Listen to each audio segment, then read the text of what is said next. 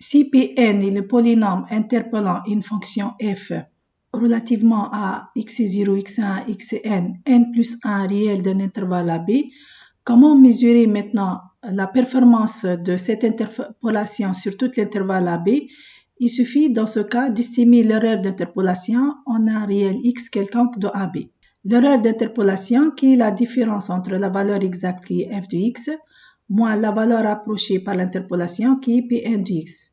On va montrer que si f est n plus 1 fois dérivable sur le fermé AB, AB l'intervalle qui contient les nœuds d'interpolation, et si Pn le polynôme interpolant f en ces points, alors quel que soit le réel x dans AB, il existe un xi qui dépend de x dans cet intervalle, tel que f de x moins Pn de x. C'est une dérivée d'ordre n plus 1 de f en xi de x sur n plus 1 factoriel fois x moins x0 fois x moins x1 fois x moins xn. Donc si on note ça, c'est Pn de x, on va montrer cette formule.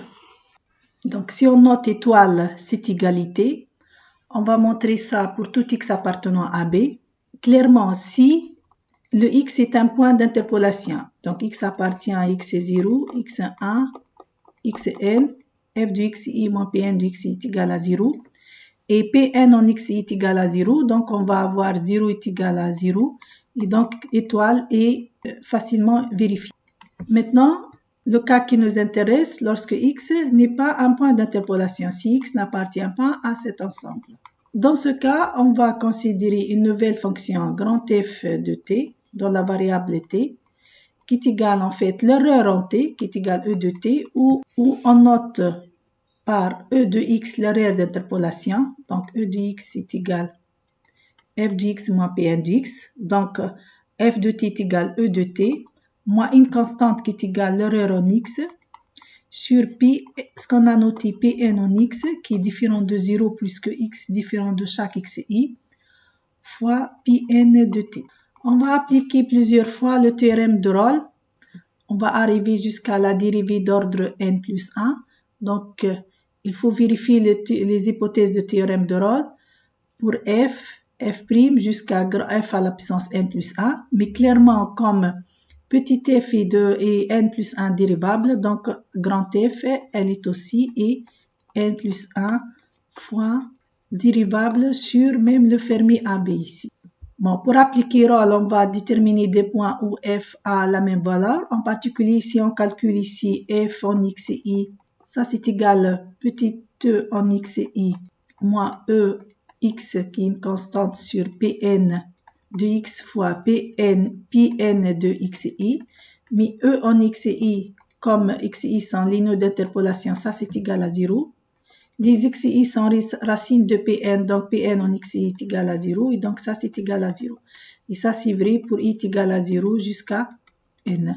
Si on calcule maintenant grand F de paramètres grand X, le réel X où on veut calculer l'erreur d'interpolation, donc ça c'est égal à e de x moins e de x sur Pn de x fois Pn de x, en simplifiant Pn de x, e de x moins e de x, et ça c'est 0. Et comme le x est différent de x0, xn, donc la fonction f admet au moins ici n plus 1 racines, qui sont x0, x1, auquel on ajoute x, donc au moins n plus 2 racines distinctes, 2 à 2. Comme f, comme elle est dérivable, donc elle est contenue sur le fermé, dérivable sur le vert, on peut appliquer Rolle sur chaque intervalle xi plus 1. Donc sur chaque intervalle xi plus 1, d'après Rolle, il existe un réel qui appartient à l'ouvert en fait xi plus 1 qui annule la dérivée. Comme en fait f admet n plus 2 racines, donc le f', donc d'après le théorème de Rolle, appliqué sur chaque intervalle xi plus 1 et l'intervalle qui contient x, on va avoir f' admet donc au moins n plus 1 racines distinctes 2 à 2.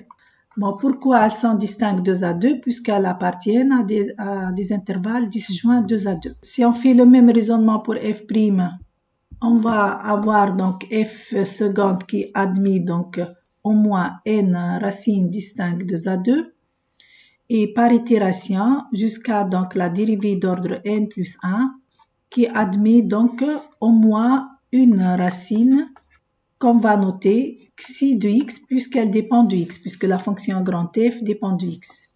On va écrire, pour conclure, il suffit d'écrire fn plus 1 xi de x est égal à 0 et calculer la dérivée d'ordre n plus 1 en xi de x. Comme grand f de t est égal à f de t moins pn de t moins la constante p de e de x sur p n de x fois pn de t.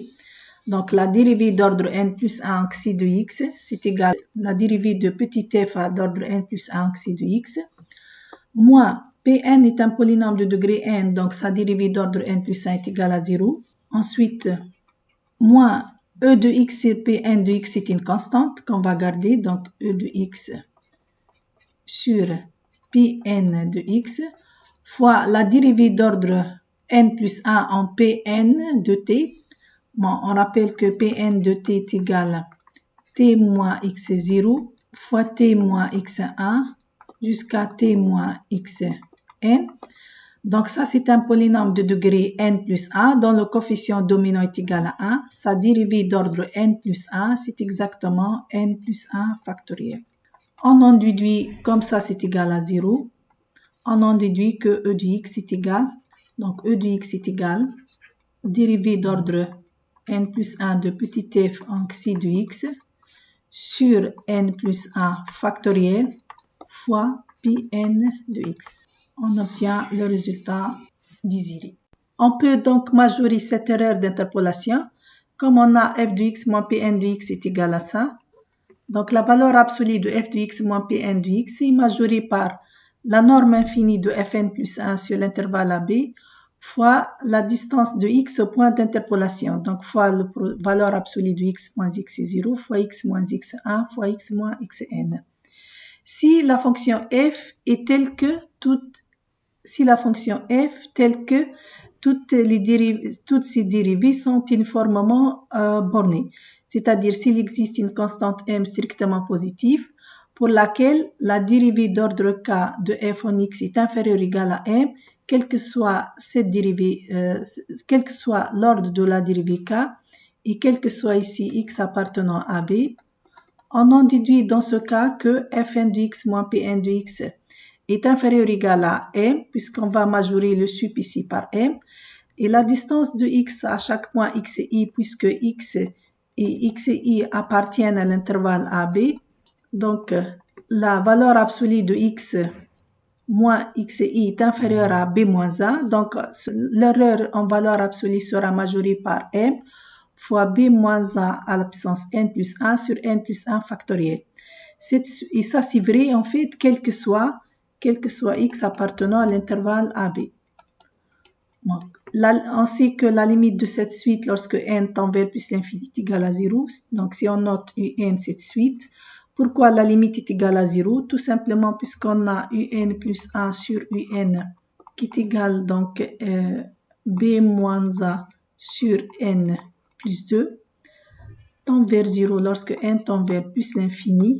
Cette suite un qui est une suite à terme positif telle que un plus 1 sur n tend vers 0. Donc, un tend vers 0. Il suffit d'utiliser le critère d'Alembert puisque la série somme de un converge. Ici, la série somme de un converge. Le terme général tend vers 0.